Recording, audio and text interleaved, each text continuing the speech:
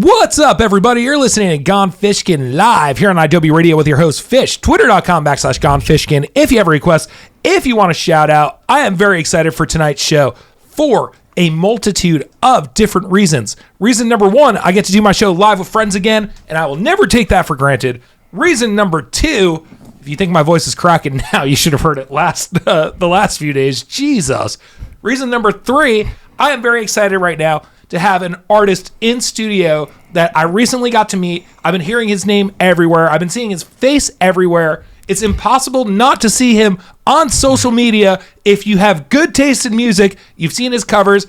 Everyone welcome Barry Hendrixx to the show for the first time. What's up? What's up, man? What's up, man? How y'all doing out there? Fish, thank you for having me on, brother. I appreciate it. Of course, an absolute honor to have you in the studio right now because when I got to meet you at Emo Night back in June, I was like, yo, Barry's fucking sick. Like, he's super cool in person. And then my homie Jaden Seeley was like, yo, I'm working with this awesome artist, Barry Hendrixx. Like, have you heard of him? Like, Curtis Peoples is working with me on him. Like, yeah. You mean Curtis Peoples, who's worked with Pierce Savell? And he's like, absolutely. Yes, that Curtis Peoples. And I'm like, holy shit, like, that's awesome. And then happened to run into you the next month at Emo Night. I'm like, yo, we need to exchange numbers and make this happen. Yeah, for sure, man. That was a legendary night, man. That was my first Emo Night. And man, we was definitely had the guests come by. It was really sick. You know, it was my first time being on the stage of that capacity. And you know, the second time I saw you, I was like, yo, bro, like, you know, what are we doing, dog? We got to connect. You know? Yeah. It was sick. Hell yeah, no, it was awesome, and it was a very special email night that you came to, because I mean, MGK rolled through. Oh yeah, that was. We did not even know about MGK pulling up, man. And like, I'm a big MGK fan, you know, a long time supporter, and like, he just pulled up, and like, we just saw him, and I was like, damn, like, we look back and like, is that MGK, you know what I'm saying? Like, and next thing you know, we looked up and he's on stage rocking out, moshing out. And his new record comes out tomorrow. Yeah, his album dropping tonight. You know, what is that? The Lost Americana. You know what I'm saying? Like, we did a little cover of Cliche. You know, he got the Vampire records out, and I mean, the album's gonna be sick. You know, everything he does is pretty sick. So looking forward to that one. Have you filmed the video for Cliche yet? I think we did. Yeah, I think we did one on I shoot a lot of them on my balcony, and yeah, we did that. We're gonna go to a car wash because it's right down the block from here. we're gonna do the dance together, me and Barry.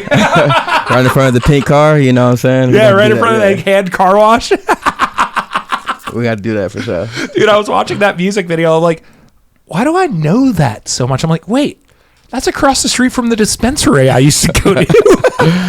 Shout out to the weed. Big 420 out here. Yeah.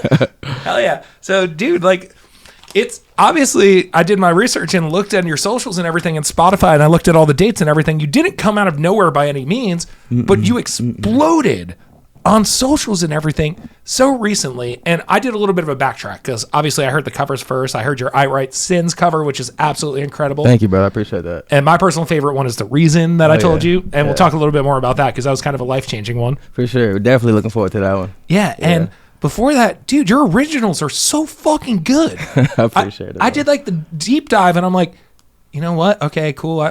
Last 5 are covers, I think. And big Fall Out Boy fan. I fuck with that. I'm a Fall Out Boy fan too. Sugar, yeah. And then I'm like listening to the album and I'm like, this isn't a cover. Yeah. This is an original. Yeah. And this fucking slaps. Yeah, thank you, bro. So let's go back to the beginning and just talk about like the originals and everything. Because from my understanding of my outside looking in, just searching your name and everything, you did originals first, then went to covers. Yeah.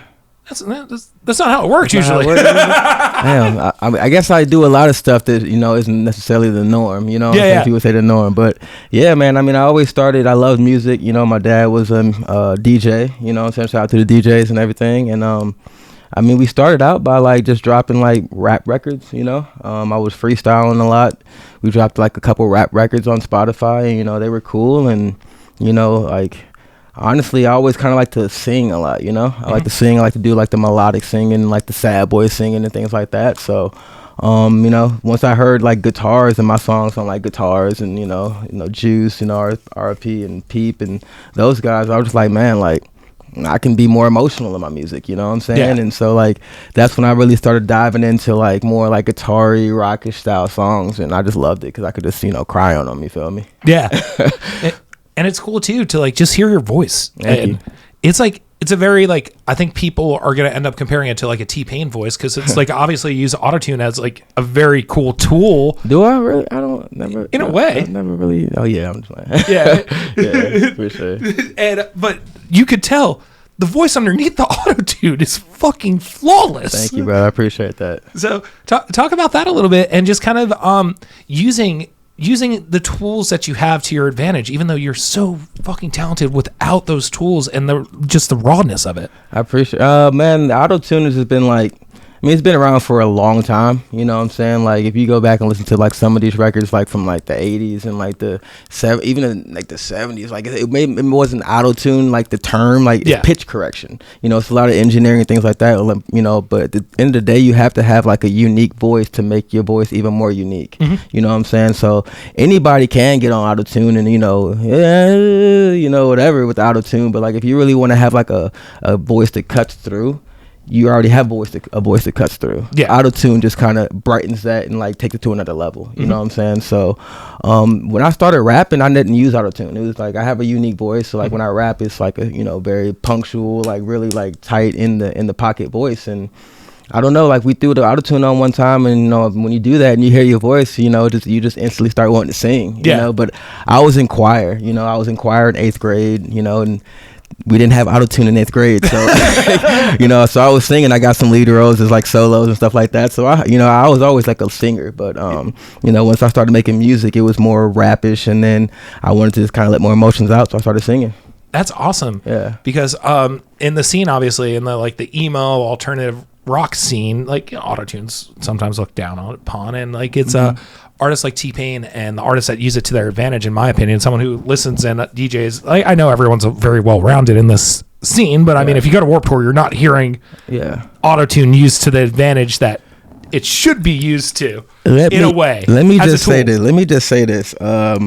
I've been to a lot of live shows, and I've seen and heard auto-tune used. You know what I'm saying? I'm not gonna say like, you know, I'm not gonna call anybody out because it's not like what I'm trying to do, or it's not even like the thing. It's not a bad thing at all. But like sometimes, like, you know, auto-tune works in like a scale from like 0 to like 100. You know what I'm saying? So like you might use auto-tune on a scale, like I use mine at like a 15-ish, you know what I'm saying, range, and that's pretty like a lot. Some people use it at 0, just like full-blown auto-tune, sound like a robot. Some people use it at like 50, you know what I'm saying, just kind of tightens a few notes, you know what I'm saying. So I'm not saying a lot of bands use it, but I'm not saying it's taboo out there either. Yeah, no, for sure. And it's like using it as an advantage, I think, is a really cool thing. I look at it as an instrument at that point. For sure. It's like a 2025 vocoder. No, guaranteed. Honestly, I love auto-tune. Yeah. I get a lot of like, you know, I think that's what really kind of popped it off. I mean, you know, we'll talk about the reason and how like that kind of like we brought it into the level. But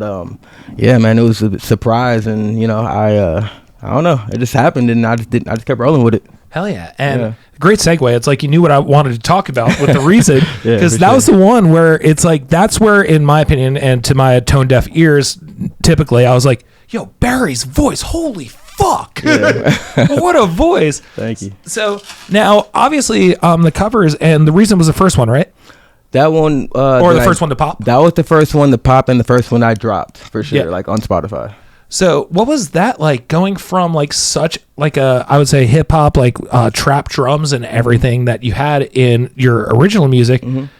There was no transition period. There was like no there was no MGK or Post Malone. It's like you went straight from that to Hoopasteg, and that is the most hardcore thing anyone could do. Well, I appreciate that for sure. Like, I mean, that's kind of just based off my emotions, you know? Like, some days I'm feeling like rap, some days I'm feeling like pop, some days I'm feeling like country, some days I'm feeling like rock, you know? And I don't know, maybe I'm just a psychopath, but like, you know, that's kind of how my brain works. And I'll be honest, we dropped a lot of rap records, but I do have a lot of records that I have not dropped, you know, that are original records that are like rockish, you know what I'm saying? They're like sad boy guitars, you know, like, you know, that in that lane, and, you know, they're still pretty good. So like my buddies, you know what I'm saying, I have, you know, shout out to Levi, he heard me do a couple of those records before, and he was just like, bro, like, I didn't know you could do that. What the fuck? You know what I'm saying? Like, bro, let's do some more of that. Yeah. And so like we just kind of like,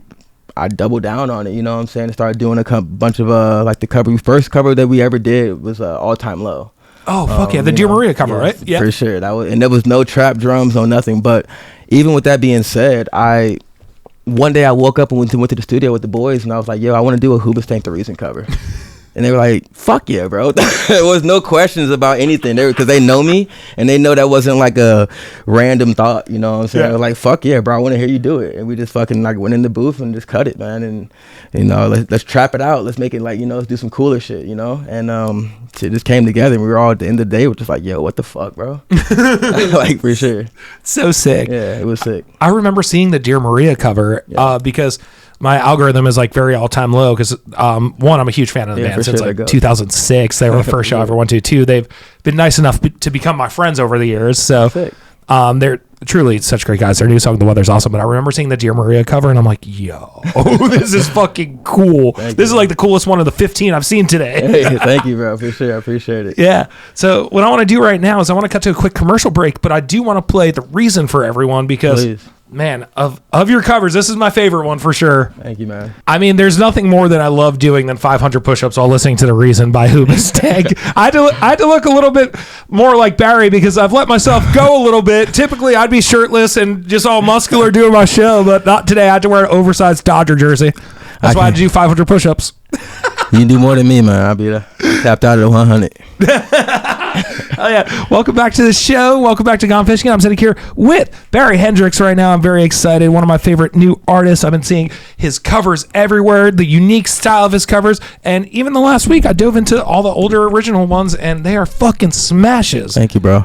So, dude, let's talk a little bit more about The Reason because I read online that one amassed like 400,000 streams very quickly, relatively. Yeah. The Reason, man, like, so I put out original music, and like, you know, things weren't really hitting, you know, they were doing well. But once I put The Reason out, and I only knew to put The Reason out is because people in the comment section were like, bro, where the fuck is this song? I need this song yesterday. Like, where is it? And so we were like, damn, like, we don't even have it really. It's not even finished, you know. We just previewed the cover of. I mean the chorus of it, and we didn't even have it done. So we were like, "Fuck, we got to go." You know, we got to go to work. So we finished it, uploaded it, got the cover art, and by that time it had been like, would have been like a month since it went viral because it went viral. You know, that was my first time going viral. That's when we knew, and we were like, well, hopefully they still want it. And then we shot the video again and put it out on TikTok, and it went bigger than that. And so we were like, fuck, okay, like, so yeah, streams just kind of went the way the fuck up. Hell yeah. Now, has Hoobastank reached out to you yet? Let me think. I don't think this wasn't a reach out as much as we like tagged them and like let them know like, hey bro, like, you know, like we did this cover, we love you, and like, you know, like, and they commented, you know, Doug, like, you know, reached out, their guitarist reached out, you know, and that's awesome. So it was super, like, Dan, so shout out to Dan, so shout out to the whole squad. But yeah, that was super sick. That's when we knew we were doing something. Yeah that's awesome. Yeah. And now what was it like transitioning to, because you told me off air that you kind of had to figure out social media to get it to where it went. Yeah, for sure. As an artist, like, I mean, back in the day when I was in a band, believe it or not, I was in a band when I was like 16. I got kicked out of it. But like, the only thing you had to do was count to 4 and back and make it to band practice. Now you have to figure out how to fucking prime an algorithm and do all this shit. Yeah. So talk about that, and just knowing how talented you were, but needing to figure out the marketing part of it. Man, for any artist out there, like, you know, in my opinion, there's always like 2 ways you can do it, you know. You could be the most talented artist, the band, and then, you know, you go play 100 shows, you know, 150 shows, you know, 200, you know, whatever, and you're gonna gain fans each show you do, you know what I'm saying? You're gonna gain those fans, but, you know, that's dates and that's time that it takes to, you know, and travel and things like that. So that's one way of doing it. But now with social media, you know, it's easier to do 200 shows in one post, you know what I'm saying? Because now you can post 3, 4, 5 times a week, even a day, you know, and you're going to reach a broader audience each time. So I always encourage artists to do both of those, you know what I'm saying? But for me, I wasn't necessarily a put the camera in my face kind of guy. I was, you know, I'm a sad boy, I'm standoffish, you know what I'm saying? I'm in the corner, you know what I'm saying? Like, so for me to kind of really jump into like social media, you know, I had a team with me, you know, shout out to Maddie. Maddie's actually here, but she's off.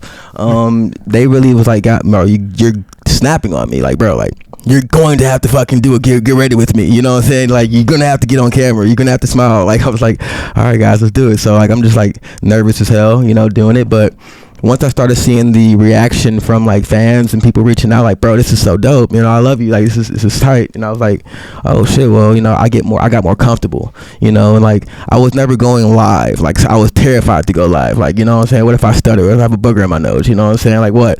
And so, like, I got over that, you know. I jumped on live. It was 3 people in there, and then became like my best 3 fans. You know what I'm saying? Yeah. So like, it was super sick. So like, if anybody's like struggling with social media, or you know what I'm saying, like nervous to get out there, like just go out there and be yourself, and people are gonna love you. That's beautiful. That's like probably the most beautiful thing ever said on my show. For real, it's the realest, man. It's like, it's a brand. Me in 2023 versus even 2024. Last year is when I first started doing this. It's a completely different me. Yeah, that's awesome to hear, and it's super cool to see as well. Yeah, for sure. Also putting yourself out there, because I would never go on Instagram Live. I don't want to get roasted. Yeah. I would watch you, bro.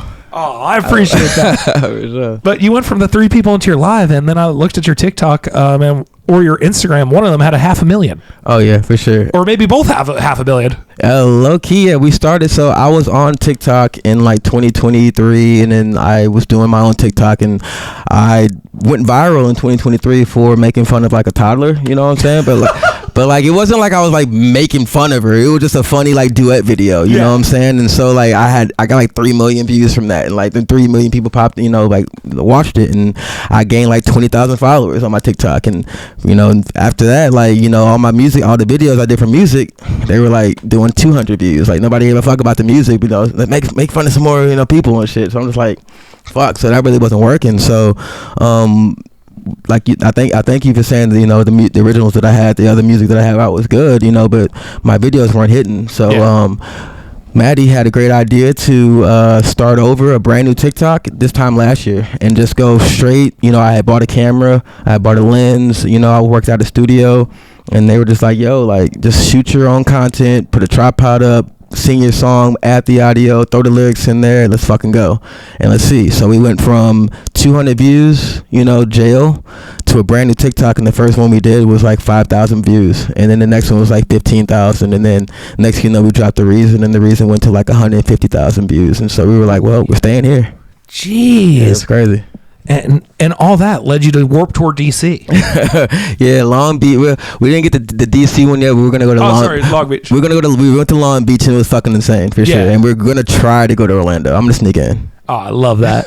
For sure. Talk about Long Beach, because I did Warped Tour from 14 to 19, and everyone who's listening to this right now who did Warped Tour from 14 to 19 is like, no, you were on the tour for 5 days. There's a big difference between doing the tour and being on for 5 days. Yeah, so I would like hop on the first week, interview 40 bands, and just stream that content all summer long on idobi Warped Radio. Mm-hmm.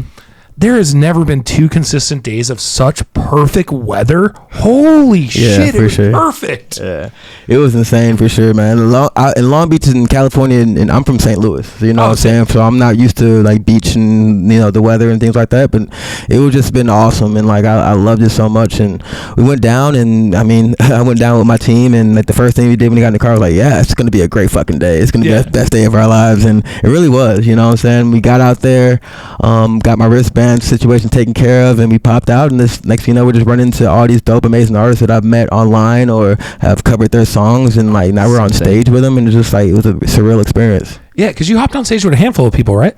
Or just a couple? I was backstage. I went on stage with 408. Shout out to Forever Came Calling. They had a dope set. I went on stage with 408. Shout out to those boys. We have a song called Stab My Back. They invited me to come out and perform, and you know, I was like, fuck yeah, bro, we're gonna go do it. So we did that. Shout out to the Paradox. You know, they actually were on stage with me with 408. You know, every single one of those boys was sick. I met them. I've actually performed with them a couple times. We've been on either the same stage or just the same, you know, event. And man, I could just say, you know, Swaco. Shout out to Swaco. Oh yeah, Swaco's the man. Yeah, he's so sick, man. And we got to see a lot of our dope people, like super dope artists who have like just naturals on stage. You know, one thing about me is like when I went to the 408 show or song, you know, I ain't gonna lie, I'm nervous as hell. Like, you know, I'm nervous. I'm trying to figure out, like, I'm like, God, stop talking to me. Nobody talk to me. Let me just lock in for a second. And, you know, I just kind of took a deep breath and was like, you know, I'm supposed to be here. You know what I'm saying? It's a reason. They invited me here. Like, it's a reason the guy put me here. Like, no, Barry, you got one verse, kid. Just go do it. So, yeah, we rocked it out. It was cool. Oh, man, I wish I was side stage for 408. I heard them, and they sounded fucking awesome. Yeah. Because I was in the press lounge, and conveniently I could hear their stage so perfectly. Yeah. But I wish I was side stage right before you hopped on, just to, like, give you a hug and some words of encouragement and just look you dead in the eye right before you went on stage and just say, don't fuck up. Everyone loves when I do that. Man. They're like, of all the things you could say, that's all you can think of saying. I'm like, yes, that's all I can think of saying right now. And we're like, thank you, Fish. I appreciate that. Of course. The craziest thing is, like, after I got done, like, I blinked and it was done. Yeah. And I was like, fuck, I want to do more. Like, I want to turn up some more. And then I looked at my team and I looked at Maddie and I was like, I'm gonna go mosh real quick, because they were moshing, because 408 was ripping it, you know. So they're mosh. I ran off stage and just jumped in the mosh pit and just started spinning around and shit. And it was kind of crazy, because, like, I got comments, like, later when we posted on our TikTok or on our Instagram. It was like, it was so fun moshing with you at the 408 show, bro. And I was like, fuck yeah, damn, I didn't know that, you know. That's awesome. Yeah, people are real out here, you know. That's cool as hell. I love that. It was sick. Yeah, that's such a cool community, such a cool day. Yeah. And also, yeah, you've done 2 shows with the Paradox this summer so far, basically. Yeah, we met, so when we started posting, that was around the same time they were, like, killing it, you know, on their socials, and they were dropping their songs and everything. And so I liked their post. I followed them, you know. It was like, bro, you guys are killing it, you know. And then they followed me back, and then, like, bro, you're killing it. And so it was like instantly mutual, just vibes, you know. And so just ironically, I think this was like last month, I was back home, and my buddy Taylor from Exposure World and Eurotrip hit us up, was like, bro, like, I want you to come perform. And I was like, hell yeah. And he's like, oh yeah, you're gonna be there, Paradox gonna be there, and so is Soulja Boy. And I was like, fuck yeah, bro, Soulja Boy's gonna be there. Let's fucking go, dude. So yeah, that one was epic. That was epic for sure. Fuck yeah. Shout out to Taylor. Yeah. Exposure World, they're fucking crushing it this summer. They're so sick. They just announced a Miami mansion party or something they're playing with Eurotrip, which is cool as hell. Yeah, that one's gonna be a movie, I bet. Hell yeah, it's gonna be cool as hell. For sure. Awesome. So we touched on it, like, right before a commercial break. Instagram with this new feature. Jesus Christ. My Instagram was just people telling me to shut it off, and I'm like, shut what off? Like, what's this shit? Do you use Find My Friends like normally? I don't know what the fuck Instagram is doing or why they did it, but I just got a random message about, like, hey, you know, I see you. And I'm just like, what do you mean you see me? Like, I know exactly where you're at. I'm just like, how the fuck you got your location on Instagram? And I'm just like, bro, what the fuck are you talking about? So I had to, like, do my research. So weird. Yeah. So I use Find My Friends, and I definitely have too many people on Find My Friends at this point, just from, like, doing Warped back in the day, like company outings, stuff like that. But, like, I don't want people who don't have my phone number to have my location. There's not a single person who I only have on Instagram where I'm like, hey, here's my location. Yeah. It's like everyone knows what's happening when people on Instagram are sharing their location. It's just a taxless transaction happening. See, I don't dabble, but I mean, like, I know, like, on Snapchat, you know what I'm saying, you can see what people, you know, can have your location, see where your friends are and shit like that. Yeah. But like I mean, I don't want to piss off Instagram, because Instagram showing me major love, you know. Shout out to Instagram, guarantee. But I don't know what the hell. Y'all could have told us a little bit, you know, in advance, that y'all was gonna let us, you know, drop our dimes like that. You feel me? Yeah. No. Luckily, I was just sitting in my apartment all day. No one needed to know that I wasn't in my apartment today. No, I appreciate it. And I mean, like, I love all my fans, you know what I'm saying? I don't got nothing to hide, but I got some haters out there, and, you know, some specifically. So I had to make sure, like, you know, like, oh, I can't have this, you know. But my fans are like, Barry, like, turn that off, you know. We want to protect you. Protect Barry. For sure. 2025. I love that. So, man, that's crazy. And now, have you played a bunch of shows at this point? The honest answer is no. Not as much as I would love to play and want to play. And honestly, man, like, you know, as an independent artist, like, trying to come up, and, you know, a lot of times you don't get that opportunity to go perform as much as you want. You know, you got to almost, like, prove yourself to a lot of people, or, you know, you got to run across it, you know, people that are going to give you that opportunity. And, you know, a lot of times, especially out here in LA, where, you know, it's a lot of big venues and things like that, or, you know, parties that, you know, they want certain people there to certain, you know, demographics or whatever the fuck you want to call it. Like, I didn't get a lot of invites, you know what I'm saying? I really didn't, you know. So anytime I got a chance to go, like sometimes I performed in front of like 5 people. Sometimes I performed in front of like, you know, we got there and like motherfuckers were like, shit, like nobody's here. Actually, we're not gonna perform today. So it was just like, no. And so it's funny because like just recently when I started going viral, you know, and all this stuff started happening, you know, people started being like, hey, like, are you down to perform? And I was like, fuck yeah, I've always been down. You know, like, thanks for asking, you know what I'm saying? And, you know, so Emo Night was kind of like one of the first like full-blown like sets, like even though it was, you know, like we call them DJ sets, even though it was kind of like, you know, not a full-blown like walking around stage and things like that. That was like my first like full show, you know what I'm saying? Holy shit. And it was like 1,000+ people there, you know, so but it was so fun. Yeah, so fun. So iconic. Yeah. So tight. Just to take the stage after MGK, you know? MGK opened for you. Yeah. We can say that. Yeah, it was fun. So we got a lot more coming up. I just opened up for Cami Kehoe. Shout out to her. Oh, fuck yeah. You opened up her release show. Yeah, she's fucking sick. Shout out to her. Congratulations on everything she's doing, man. I've known Cami a long time, and to see her success, you know, to see it, like, you know, her drive and dedication is just like, it's also inspiring. You feel me? Yeah. Shout out to Key Nola, you know, that little that homie, he's coming up here soon. He just did, you know, the Party Land on the tour. Things like that. So I opened up for him on Tuesday, and then we did 408 Warped Tour. So it was like my first taste of like tour was like 3 shows in 7 days, and you know what I'm saying, it was just like fuck, you know, like my voice at the end of it was like, yeah, you know, I feel like, you know, Patrick, you know, what was that, not Patrick, you know, what is yeah you feel me, exactly for the show, you know what I'm saying, but like that's just you know, we gotta learn, you know, and it's the trial, so it's just fun, you know. Hell yeah. Well, what I want to do right now is play your cover of Complicated because it's so fucking cool. Thank you, bro. Yeah, and I'm a huge Avril Lavigne fan. Same. One of, or actually not one of, the first pop rock, punk rock, however you want to phrase the word, like fucking incredible music that changed my life. Yeah. That I went to was Avril Lavigne and Simple Plan at Nassau Coliseum. I was in the 4th or 5th grade. Yeah. And so sick to see her still playing. Yeah. Also still so sick to see her on tour with Simple Plan. Yeah, they're killing it. Dude, I took my whole family to go see Simple Plan and Avril last summer, and girlfriends. Oh shit. Yeah, they all hooked me up with enough tickets to bring my whole family and everything. It was like the coolest fucking thing in the world, like the most full circle. Like Danny Van, Simple Plan's TM, met us outside and just walked straight into the green room. And I'm like, I'm walking into Simple Plan's green room with my mom and my little sister right now. This is fucking cool. Yeah. Shout out to Simple Plan, man. They reached out. We tagged them, and you know, a couple of their members reached out to, you know, shout out and some support. So I'm glad to see them out there too. It's gonna be sick. I went up to NorCal a couple of weeks ago, and I went up with my family. It was my 4-month-old's nephew's first time out here and everything. And my mom wanted to go to California, the Mid-California State Fair, I found out it's called. Not the California State Fair. It's in Pasos Robles area. Never fucking heard of it up until like May. Saw her favorite artist, Belly Zimmerman, was playing. And I was like, Mom, you should come out for it, blah, blah, blah. Books at Airbnb, all this stuff. And like my sister, my brother-in-law, my mom's all enjoying the pool.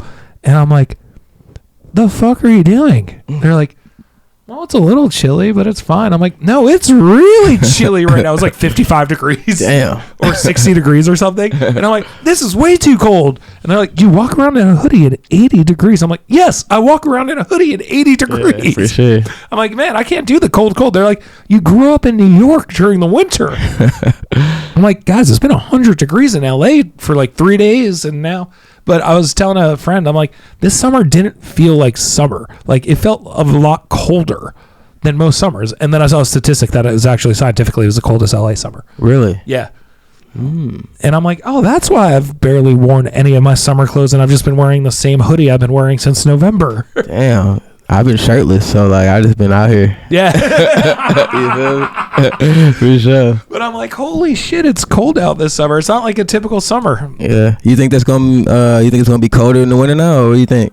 I don't know. I hope it's a rainy winter though. Oh, I heard that. Yeah, we could. I'm hoping it's cold. I like the cold, to be honest. I'm from St. Louis, so like I like the cold, but like I've been out here like a few years. So when I go back, it's the same kind of like vibe. I'm like, it's like 60. I'm just like, yo, like, you know what I'm saying? Yeah. Like, it's definitely different out here. Yeah, no, it's definitely a different kind of cold because being from Long Island, I've experienced like I think St. Louis has humidity too, like Long Island does, if not worse, from what I've heard from some people from the Missouri area. Yeah, for sure. It get cold out there for sure. The dry cold is worse than the humid cold. I can feel that. Yeah, I can feel that. Like I remember one time I was driving to Vegas. And it was January, I think. Yeah, January. It was like the first weekend of the year. I was still off work and everything, so I could go out to Vegas and be responsible at, I was like 25, I think.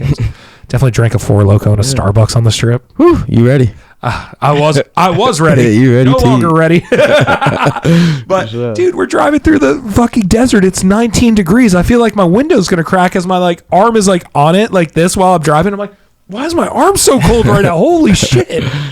Stuck to the glass. Yeah, it's a very different kind of cold. For sure. I got to get out to the East Coast. I haven't really been out there much often. Really? Nah, I'm from St. Louis. I've been to Minnesota. I went to school.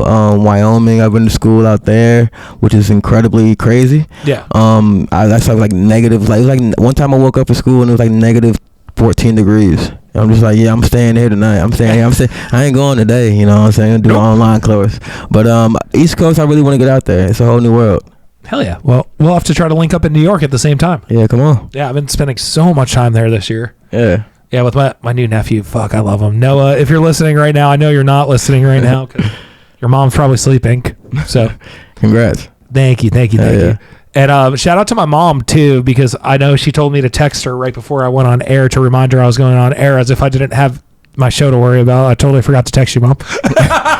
So, shout out to moms out here, man. Shout out to the moms out here. Dude, it's funny. My mom's just super into this style of music and everything and just loves like bands like Goo Goo Dolls and shit, too. Yeah. And like this summer, she's like hit me up, or like through the spring and stuff. She's like, "Hey, Knox is in town. Could you hit him up to get me guest list for his show?" I'm like, "Hey, Knox, could you get my mom in? She'll bring you 24 bagels for my uncle's bagel store." Fire.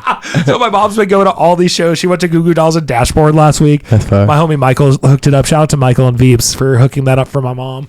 So fucking cool. Yeah, we gotta look after moms, man. Anytime we get a chance to. Dude, she was out here. Did you come to Fishmas in July at where was it? Frogtown Brewery. Sorry, I just totally spaced. Did not go to that one. Talk to me. Well, you favorited my text when I invited you. That's all that matters. He acknowledged it. That's all that matters. Talk to me, man. Dude, it was awesome. Cammie played 3 songs on drums, and oh, shit. Yeah, it was fucking cool. She premiered some new music.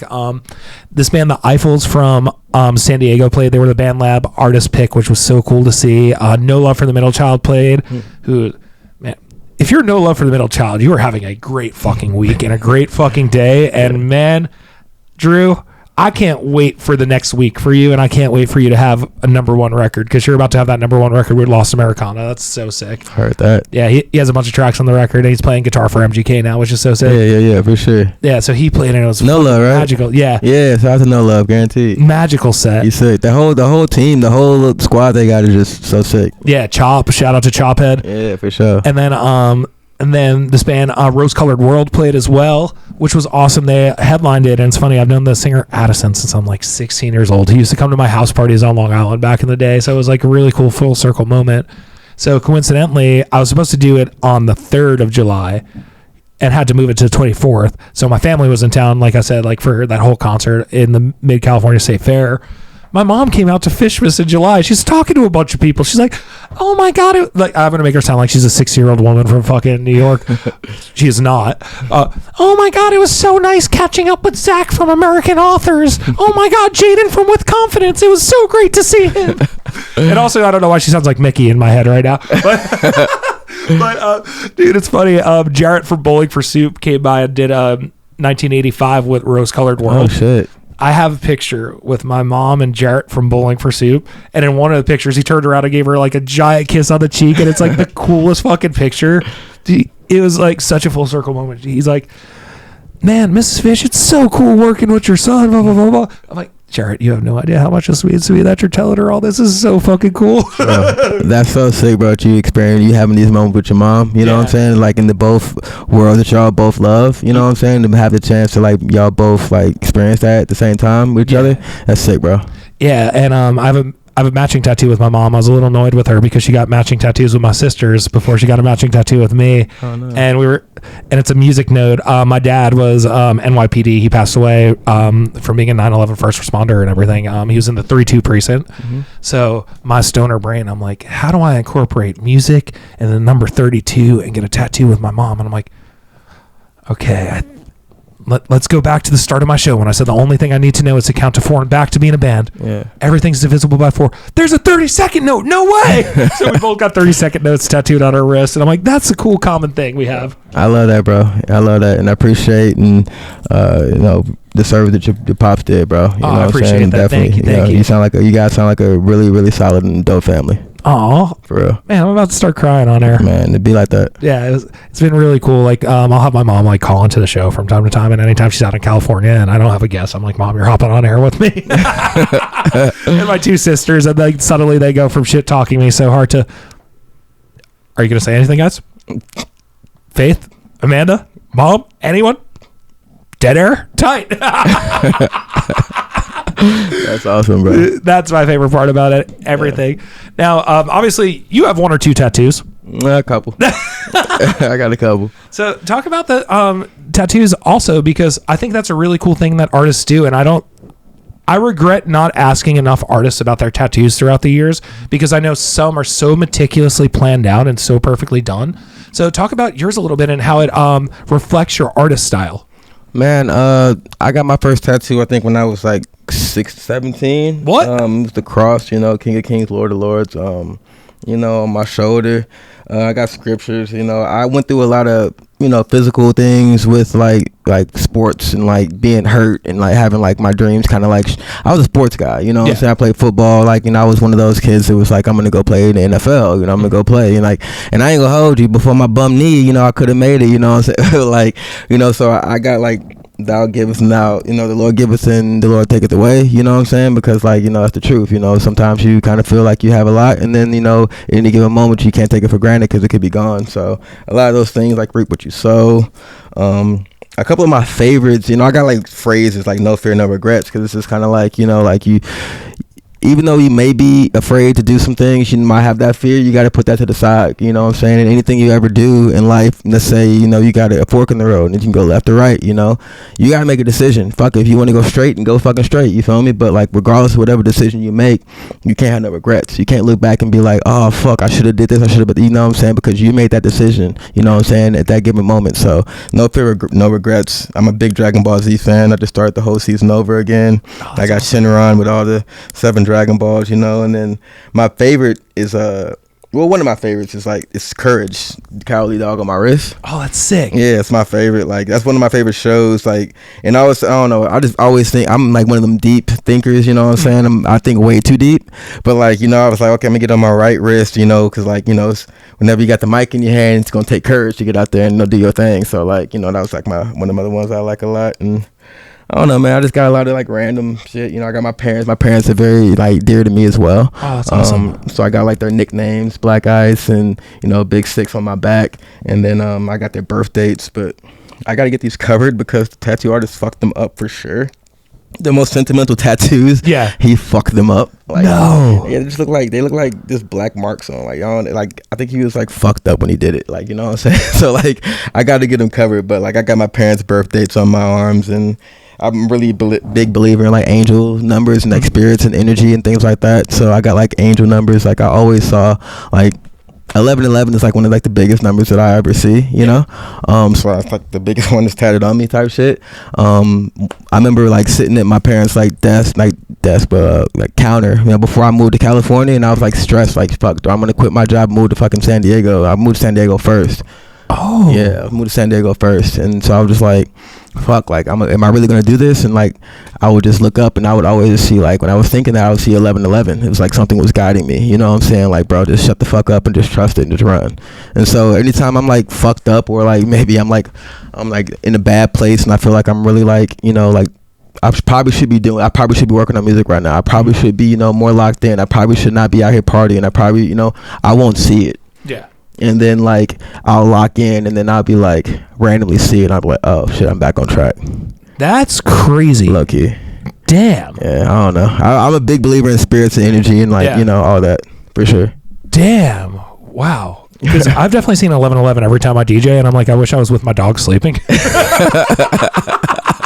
You know, maybe I see every time while I'm DJing. Truthfully, sometimes. No, for sure. I mean, sometimes it's like, it's funny because like sometimes like if you're like you have a routine, it's like, okay, yeah, you'll see 11:11 around this time because, you know, around this time you're always in the spot. But it's like funny and crazy when you see it and like you're not in that spot. You're like in a whole different like place, and it's like, damn, I'm seeing it again. You know what I'm saying? Like, I don't know, and it might not be 11:11. You know, I don't want to make this into a whole spiritual show and everything, but like maybe, you know, your number is like 222, or maybe your number is like, you know, a different number. You know, I think we all like see those things and like kind of like give us reassurance that either like, you know, somebody's out there talking to you and guiding you, or like, you know what I'm saying, just like you're in the right place. For sure. Hell yeah. Man, I never really got into this whole spiritual side of things because my mom and sisters did after my dad passed away about 10 years ago. They like see like a cardinal outside, and obviously I know you probably have a very big relationship with cardinals, being from St. Louis and everything. Come on. Come on. So a cardinal would represent a loved one who's passed in some capacity. I think a redbreast cardinal or something. And so like I never like believed in them. I'm like, gosh, you're just whatever. Shit's happening. Then like my mom would always see a 32 everywhere. Then my sister would see a 32, and then our family group chat is just random like license plates and like street signs and shit that they see angel signs and stuff. And I was at a WWE event. I was still living on Long Island, and my dad's name was Stu. His favorite show was the Flintstones. And dude, just randomly, there's no WWE wrestler named Stu or anything. I looked it up, and I'm pretty sure my research was okay. Probably not, but you know, there was someone right after he passed holding up a sign at Nassau Coliseum at this WWE event that says, "We miss you, Stu," right after the Flintstones thing played. And I'm like, what are the fucking odds that the Flintstones are collabing with the WWE? And someone has a sign. I'm like, that's spooky as shit. I kind of believe this now. Man, yeah. And then I had another really weird instance where I was DJing at On the Rocks, and coincidentally I was at a karaoke night. I heard someone sing Valerie by Amy Winehouse and Mark Ronson. And just that whole week I was obsessed with the song. And I told my friend, I'm like, yo, I'm going to somehow work this into the set. It's not typically what I do, but you know what? I want to kind of go in this classier direction of like songs like Valerie and like, you know, that song, all right, Get Right Back by Ghislaine Maxwell. Okay. Or no, I think that's the person that's a whoa. No, fuck, what's her? That bitch made music? Yeah. Maxwell. Irrelevant. Yeah, but we'll move on from that and cut that for the podcast. That's staying it. My big fuck up. But either way, I was telling my friend, and she's like, that's so crazy you're going to play that tonight because this is her 10-year anniversary of her passing. And so I got there early, and I'm talking to Bouncer, just bullshitting, and I'm like, yo, this whole conversation I had, blah, blah, blah, blah, blah. And he's like, yo, that's crazy you're going to play that, and it's a 10-year, because the Roxy is one of only like a handful of clubs she played back in the day because she was so big by the time she came over to America that she was only doing festivals for the most part. Apparently they put 700 people into the Roxy in 2007 to watch her play. Like the video's on YouTube. It's like an amazing video, but I'm playing that song around midnight. Just coincidentally, I don't think I planned out playing it at midnight, but I think it coincidentally just happened that way. I had the weirdest like chill down my spine and like felt like there was a spirit there, and I'm like, oh God, I'm being haunted right now. Holy shit. Yeah. I was like, it exists. It happens. it takes like, you know, like that's crazy scenarios, you know what I'm saying? And like you never know until you know. Yeah. You feel me? You kind of feel it, or you might want to like push it off, but like, I mean, it's out here, you know what I'm saying? Yeah. And like everybody has their own paths and own, you know, energies and spirits that are walking with them at all times, you know what I'm saying? And so it's up to you to kind of like put your pride or, you know, ego to the side and accept it, you know what I'm saying? Because like it's only there for you to help, you know? Yeah. It's if you, what I learned is if there's a sign, listen and believe in it. Yeah, for sure. And yeah, like those two instances blew my fucking mind. They don't do that. I've had a few, you know what I'm saying? I don't want to go to too many stories, but I've had a few for sure, and it's like it's mind blowing, and it's also a good feeling. It's scary, you know, but it's a good feeling. Hell yeah, it's definitely a great feeling. Yeah. And when you're comforted by it, not when it's a hey, you're fucking up. Those are always like, oh, yeah, I mean, what do you know that I don't know? When you're fucking up, I mean, at the end of when you're fucking up, you know you're fucking up. You're like deep down, you know you're fucking up. You shouldn't be in this bar right now. Go home. Yeah, go home. Just because they have cases of White Claw for only you to drink it on the rocks while you're DJing doesn't mean you need to drink all of them while you're DJing. Every now and then. I'm not talking to myself or anything. Who was at I was just talking to whoever DJ'd the Somerset after party last week. You gotta have fun, man. You gotta have fun. Nothing wrong with having fun. It was me who DJ'd the Somerset after party last week. I'm like, why do I feel like this morning? And then I see a video of Jess, their drummer, pouring vodka down my throat. I'm like, oh, that's why I feel like this morning. Man, I mean, hey, we've all had those nights. We've all had those mornings. You know what I'm saying? And I actually like. I had a little too much, you know, maybe like a year, maybe 2 years ago. I was having a little too much, you know what I'm saying? Yeah. And then I kind of like straightened myself out for sure because I knew I had to. Yeah. You know, like you kind of feel like you have like a calling or you have like a purpose, so you kind of find that. And, you know, once you find that purpose, you gotta realize like, yo, like I don't want to fuck this up. You know, like when people started like hanging out with me, when I like giving me like, you know, feedback and like responding to like my comments and fans, like, yo, Barry, we love you. Like, you're getting me through a time. And at the same time, like, shit, I'm going through a time. And I'm like, well, fuck, let me pull myself together. You know what I'm saying? Because, goddamn, like, I wanna be there to help those people as well. You know what I'm saying? And if I'm fucking up, you know what I'm saying, then, you know, it's like a responsibility thing. Exactly. Yeah. It's a big weight. One of the biggest inspirations of mine throughout the years was Good Charlotte, and still is Good Charlotte to say, like, a lot of stuff. But I remember it was their last record they released. They're dropping a new record at midnight as well tonight. Hey, Motel shout out to Good Charlotte. Yeah, I'm so hyped on it. Yeah. Like I said, I got my Made shirt, paid $75. I never thought I'd pay that much on a pre-order at 33 years old to get my Made shirt sent to me because I bleached it the first time I ever did laundry and should not have been bleached. And my t-shirt from 03 is a bleached t-shirt from 2003.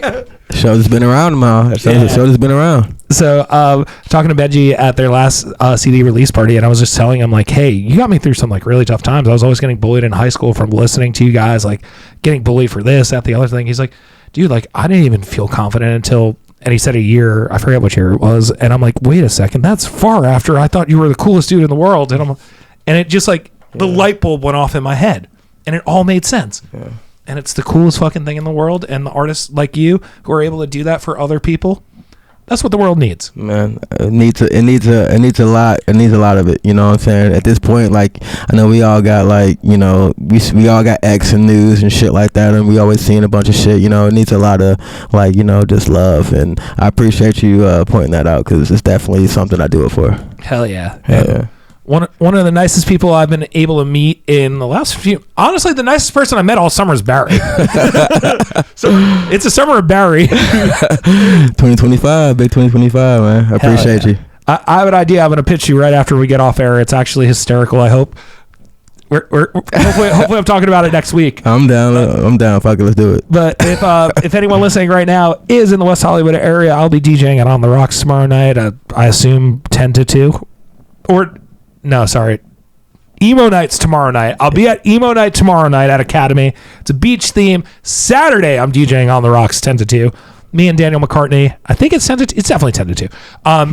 Show up at anytime before 2 and after 9. You'll be good. Yeah. I promise.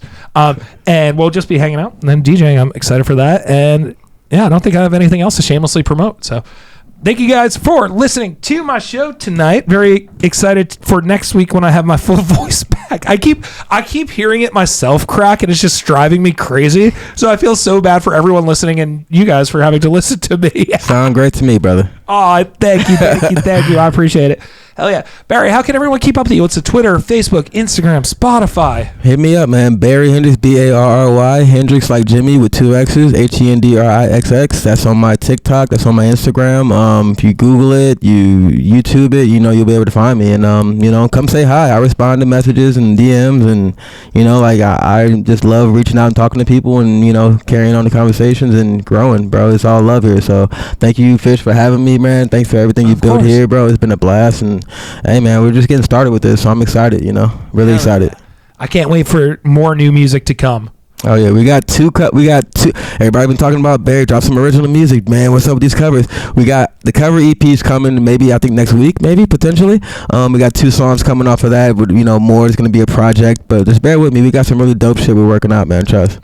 I think the interim time should be called Barry with me. I'll keep that in the hat, man. I'll keep that one in the hat. What a way of saying pass. All right, here is Barry's cover of I Write Sins, Not Tragedies here on Gone Fishkin. Thank you guys so much for tuning in. I will talk to y'all next week.